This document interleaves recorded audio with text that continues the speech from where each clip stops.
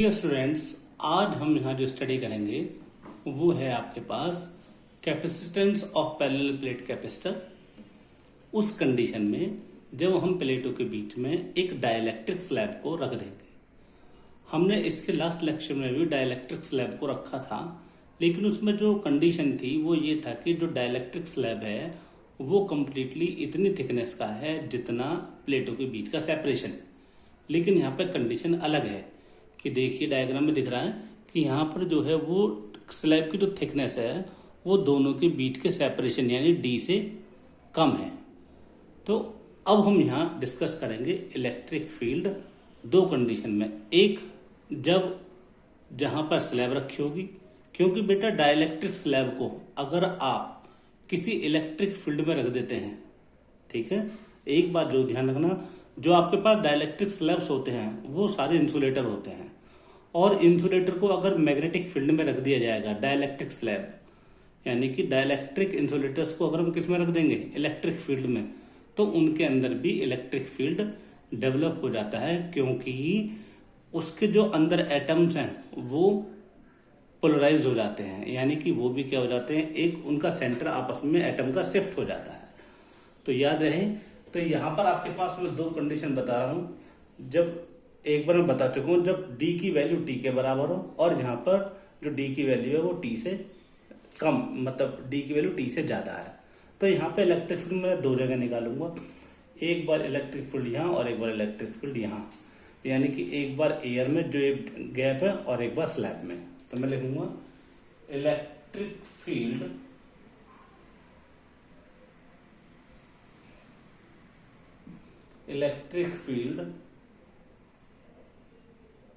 Inside the slab, वो क्या हो जाएगा बेटा, electric field inside the slab, मतलब कि जो आपके पास यहाँ आएगी तो वो आएगी E1 इक्वल्स टू क्या होता है बेटा, सिग्मा अपॉन में एप्सिलॉन नॉट के, और सिग्मा क्या होता है, क्यू भाई, ये के यहाँ पर डाइलेक्ट्रिक कांस्टेंट, तो क्यू अपॉन में एप्सिलॉन नॉट के ए, ये इक्वेशन 1 बन गई। अब बात करता हूं electric field in air, electric field in air बोले तो जहां जहां पर स्लैब नहीं है, तो ये आ जाएगा E2 equals to sigma upon epsilon naught. इसमें के नहीं आता क्योंकि के की वैल्यू 1 है, यहाँ एयर की बात हो रही है, तो के की वैल्यू 1 है, तो यहाँ पे कितना आ जाएगा, ये आपके पास आ जाएगा क्यू अपॉन में एप्सिलॉन नॉट ए, क्योंकि सिग्मा की वैल्यू क्या होता है, क्यू बाई है। ये आपके पास इक्वेशन 2 हो गई। जैसे ही आपके पास दोनों सिचुएशन आई तो आप लिख सकते हैं नाउ पोटेंशियल क्या आ जाएगा आपके पास, पोटेंशियल आ जाएगा कितना, V equals to E1 plus E2। तो ये आपके पास आ जाएगा E1 की वैल्यू कितनी है, Q अपॉन में एप्सिलॉन नॉट के ए, और sorry V equals to E into potential क्या था, V equals to E into D, तो ये होता है E इंटू E1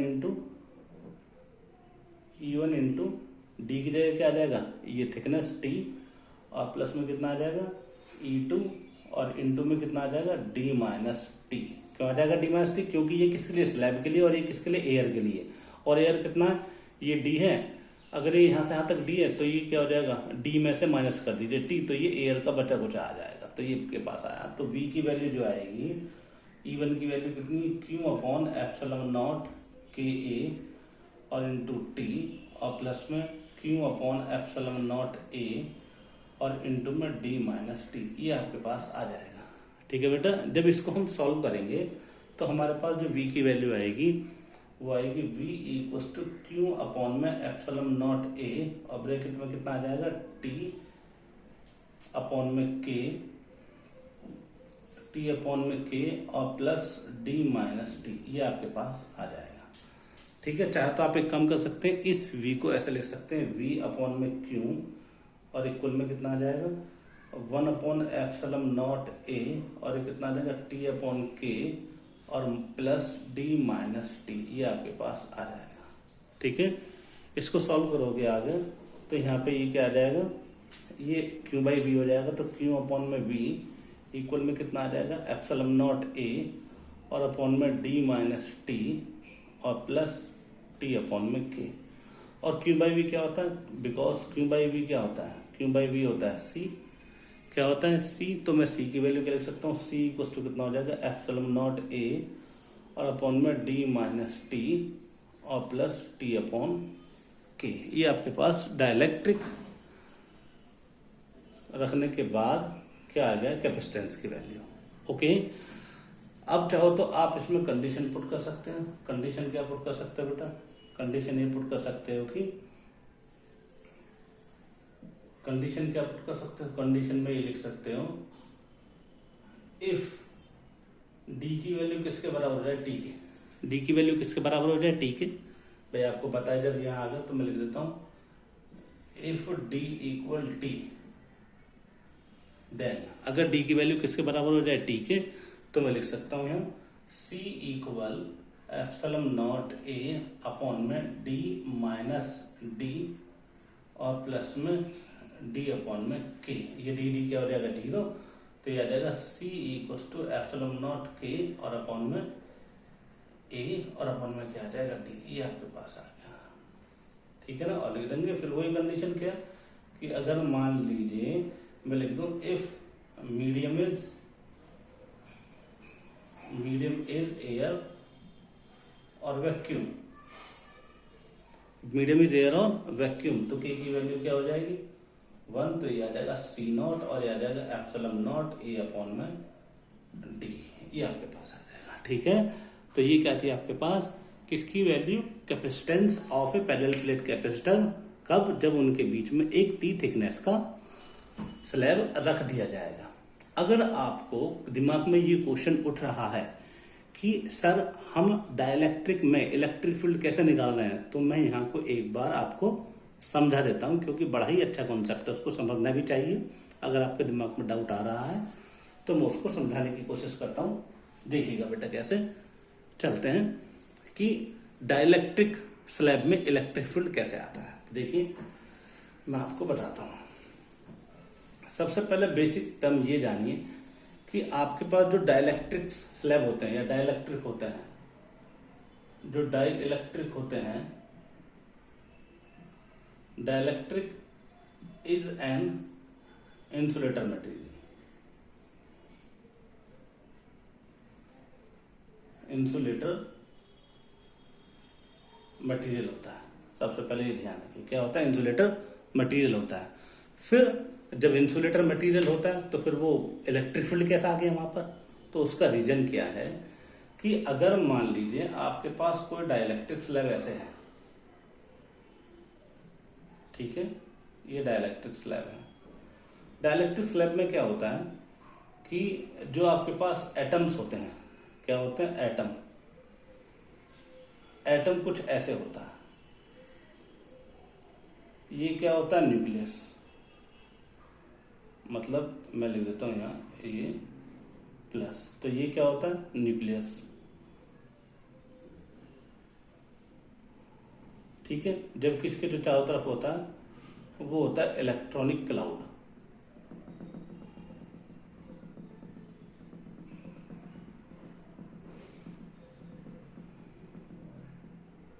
क्या होता है बेटा, इसके चारों तरफ जो होता है वो क्या होता है, इलेक्ट्रॉन क्लाउड। ओके, इसका मतलब अगर आप देखें तो यहाँ पर क्या इलेक्ट्रॉन है, यहाँ पे इलेक्ट्रॉन और यहाँ पे क्या प्लस, यानी कि यहाँ पे कैसा चार्ज है, माइनस, और यहाँ पे कैसा चार्ज है, प्लस। तो प्लस माइनस आपस में है, तो प्लस का माइनस, इसका मतलब यहाँ पर अभी देखो तो ये जो एटम है, ये जो अभी आप एटम है, ये आपके पास न्यूट्रल है। कैसा है, न्यूट्रल। लेकिन होता क्या है कि अब इसमें ऐसे बहुत सारे होंगे, तो जब यहाँ पे इस तरीके से होता है,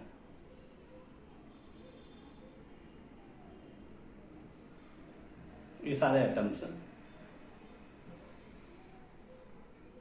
ओके, ये प्लस, ये प्लस, ये प्लस, ये प्लस, ये प्लस, ये प्लस, ये प्लस, ये प्लस, ये प्लस, प्लस और प्लस, ठीक है ना। और यहाँ पे क्या है, minus minus minus minus minus minus minus minus minus minus minus minus, ठीक है, एटम के लिए। तो इसका मतलब अगर आप देखो तो अभी क्या है, ये अभी डाइलेक्ट्रिक स्लैब के अंदर ये जो जितने भी एटम्स हैं ये डाइलेक्ट्रिक स्लैब के अंदर सब एटॉमिक न्यूट्रल कंडीशन में, ठीक है। और अगर मैं इसको थोड़ा सा और परफेक्ट शेप में बनाऊं तो ये कुछ ऐसे बनता है। और before applied electric field, before applying electric field, ठीक है ना, ये जितने भी सब ऐसे बिखरे हुए होते हैं।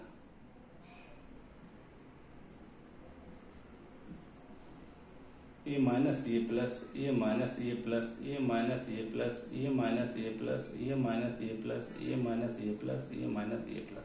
तो सारे एटम इस तरीके से रैंडमली बिखरे हुए होते हैं before applying the electric field. और आप जानते हैं ये माइनस प्लस का कॉम्बिनेशन है, तो ये किसकी तरह काम करता है, एक इलेक्ट्रिक डाइपोल की तरह। किसकी तरह काम करता है, इलेक्ट्रिक डाइपोल। और आपको पता है, और वो भी कैसा, टाइनी इलेक्ट्रिक डाइपोल। किसकी तरह काम करता है, टाइनी इलेक्ट्रिक डाइपोल। तो टाइनी इलेक्ट्रिक डाइपोल की तरह काम करता है। तो अगर मैं एक एटम की बात करता हूं, ये तो बहुत सारे एटम है, अगर मैं इस एटम को देखूं तो अभी ये एटम क्या है, ये बिफोर अप्लाइंग इलेक्ट्रिक फील्ड है। लेकिन जैसे इस एटम पर इलेक्ट्रिक फील्ड आएगा तो मैं लिखूंगा आफ्टर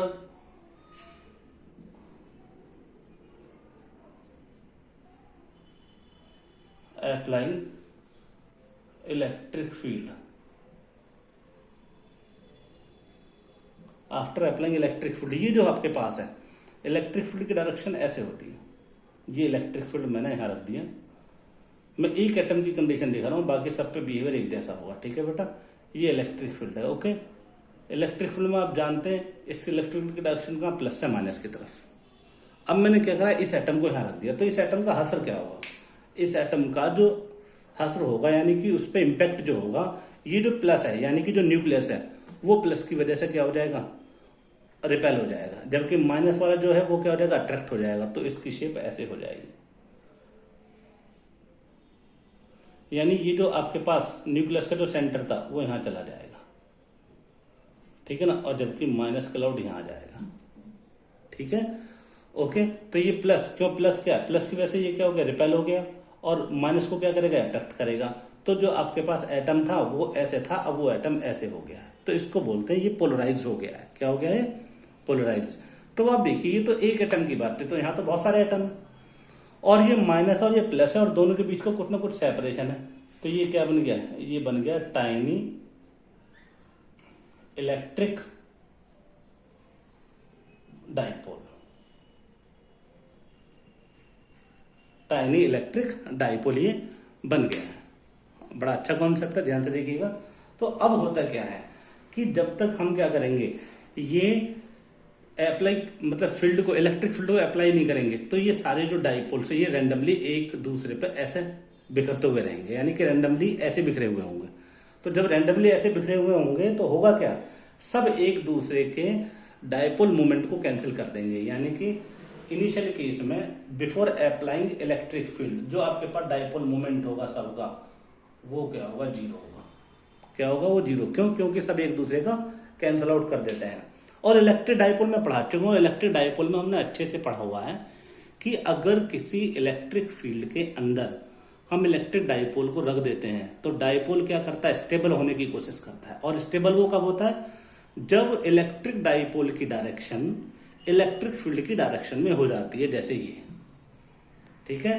तो अब मैं इसका डायग्राम और बनाने के लिए यहां पे इसको मिटा देता हूं। तो होता क्या है कि ये मैंने आपको बता दिया कंडीशन क्या होती है। अब जैसे मैं क्या करूंगा, इस स्लैब को मैं वापस यहां बना देता हूं,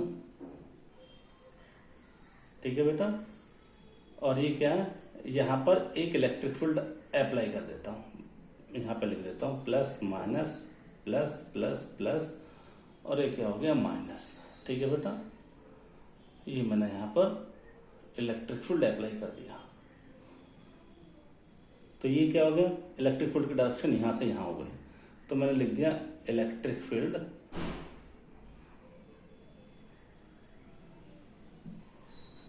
अप्लाइड। इलेक्ट्रिक फील्ड को क्या कर दिया बेटा, अप्लाई कर दिया। जब इलेक्ट्रिक फील्ड को अप्लाई कर दिया तो होगा क्या, ये जितने भी आपके पास क्या थे टाइनी डाइपोल वो ऐसे हो जाएंगे, minus plus minus plus minus plus minus plus minus plus minus plus, इस तरीके से वो डाइपोल इलेक्ट्रिक फील्ड की डायरेक्शन में आ जाएंगे।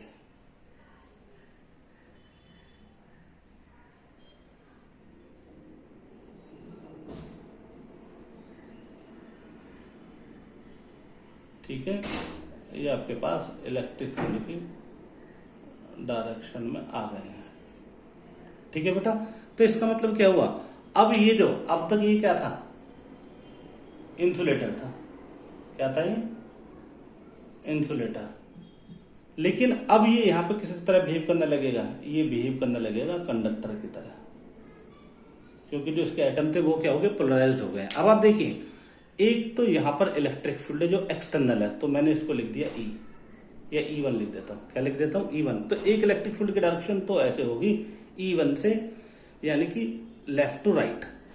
लेकिन अगर मैं स्लैब के अंदर की बात करता हूं तो होता क्या है, मैं इसको जितना ज्यादा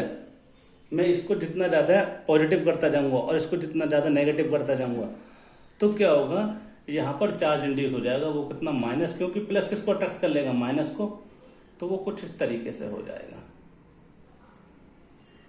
और यहां पे क्या आ जाएगा, प्लस। ठीक है बेटा, ये इस तरीके से आ जाएगा। ओके, एक चीज और, अगर मान लीजिए इलेक्ट्रिक फील्ड की वैल्यू यानी इलेक्ट्रिक फील्ड की स्ट्रेंथ बहुत ज्यादा हो गई, तो इलेक्ट्रिक फील्ड स्ट्रेंथ होने से क्या होता है, ये जो डाइपोल था ना ऐसे माइनस प्लस, तो इलेक्ट्रिक फील्ड की अगर वैल्यू बहुत ज्यादा हो गई तो ये बीच में से ब्रेक भी हो सकता है, तो ये ऐसे हो सकता है, माइनस और ये प्लस, ये ऐसे भी ब्रेक हो सकता है। ठीक है ना, तो इसको बोलते हैं स्ट्रेंथ ऑफ डाइलेक्ट्रिक। क्या बोलते हैं इसको, स्ट्रेंथ ऑफ डाइलेक्ट्रिक। ठीक है, तो यानी कि एक ऐसा पॉइंट, यानी कि एक ऐसा इलेक्ट्रिक फील्ड जहां पर डाइपोल भी क्या हो सकता है, ब्रेक हो सकता है। तो इसका मतलब ये आपके पास कब होगा, जब बहुत ज्यादा हाई इलेक्ट्रिक फील्ड अप्लाई कर देंगे। तो ये था कंडीशन कब, जब इलेक्ट्रिक फील्ड अप्लाई नहीं किया था, ये क्या था, जब कंडीशन इलेक्ट्रिक फील्ड अप्लाई कर दिया। तो हम यहाँ पर इस कंडीशन को बोलते हैं पोलराइजेशन। ये मैंने आपको बहुत सबसे पहले बताई थी, जब मैंने चार्ज को प्रोड्यूस करने का तरीका बताया था फर्स्ट लेक्चर में। तो अब मैं यहाँ पर इलेक्ट्रिक फील्ड निकाल सकता हूँ कैसे, इस डायग्राम को मैं मिटा देता हूँ। देखिए, अब देखो इलेक्ट्रिक फील्ड एक ऐसे हो गया और एक ऐसे हो गया, तो इसका मतलब एक इलेक्ट्रिक फील्ड तो ऐसे हो गया, ये हो गया E1, और एक इलेक्ट्रिक फील्ड ऐसे हो गया प्लस से माइनस, तो ये क्या हो जाएगा E2। तो ये आपके पास इलेक्ट्रिक फील्ड हो गया E2। ठीक है बेटा, तो अगर आप देखें तो E1 और ये क्या आपके पास E2, तो दोनों का नेट इलेक्ट्रिक फील्ड कितना आ जाएगा, नेट इलेक्ट्रिक फील्ड जो आपके पास आ गया है वो आ गया है E equal E1 minus E2। ये आपके पास आ गया, E की वैल्यू को पुट कर दे, E1 कितना होगा, E1 जो है आपके पास वो किसमें, एयर में है, जो एयर में है स्लैब के अंदर। E1 का क्या होता है, सिग्मा अपॉन में एप्सिलॉन नॉट, और माइनस में E2 किसमें होता है, डाइलेक्ट्रिक स्लैब, और डाइलेक्ट्रिक स्लैब का के भी होगा, तो ये कितना होगा, सिग्मा अपॉन में एप्सिलॉन नॉट के। तो इसको लिख दीजिए E equal sigma upon epsilon not bracket में 1 माइनस 1 बाई के।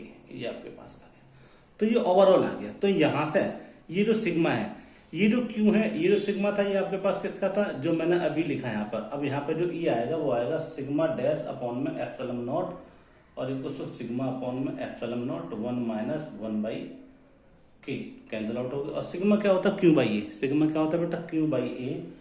तो क्यू डैश अपॉन में ए, और इक्वल में लिख देंगे क्यू अपॉन में ए, और इक्वल में 1 माइनस 1 बाई के। भाई ये तो आपको पता होना चाहिए कि अगर हम इलेक्ट्रिक फील्ड अप्लाई नहीं करते हैं तो उस समय चार्ज कुछ और होगा, और जब हम इलेक्ट्रिक फील्ड अप्लाई कर देंगे तो उस समय इंड्यूस चार्ज कुछ और होगा। तो इसलिए यहाँ पे क्यू डैश माना और यहाँ क्यू माना, तो एरिया से एरिया क्या हो गया, कैंसिल। तो यहाँ पे क्यू डैश की जो वैल्यू आती है वो आती है क्यू ब्रैकेट में 1 माइनस 1 बाई के, ये आपके पास आ जाता है। ठीक है, तो इसका मतलब मैं ये लिख सकता हूं कि ये आपके पास इंड्यूस्ड चार्ज आ गया। क्या आ गया बेटा, ये इंड्यूस्ड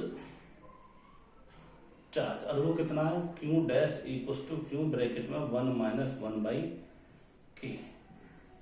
ओके, और लिख देंगे इफ k की वैल्यू क्या हो जाए, इन्फिनिटी। k की वैल्यू इन्फिनिटी कब होती है, जब वो मटेरियल हो, यानी कि इन प्लेटों के बीच में क्या रख दिया जाए, एक ऐसा डाइलेक्ट्रिक जो मेटल का बना हुआ हो, तो k की वैल्यू क्या हो जाए, इन्फिनिटी। तो यहाँ पे क्यू डैश की वैल्यू क्या हो जाएगी, क्यू ब्रैकेट में 1 माइनस 1/इंफिनिटी, और 1/इंफिनिटी क्या होता है, 0, तो क्यू डैश की वैल्यू किसके आ जाएगी, क्यू के। ठीक है, तो ये ध्यान रखना है, हम इसको बोलते हैं इंड्यूस चार्ज, और ये है क्या, डाइलेक्ट्रिक बिहेवियर।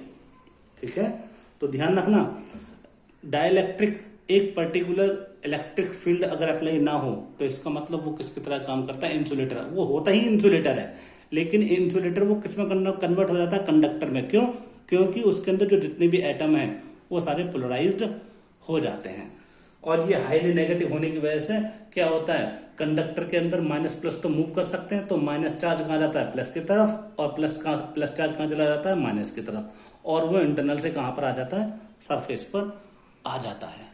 तो ये आपके पास क्या है, इंड्यूस चार्ज का कंडीशन। आई होप आपको ये समझ आया होगा।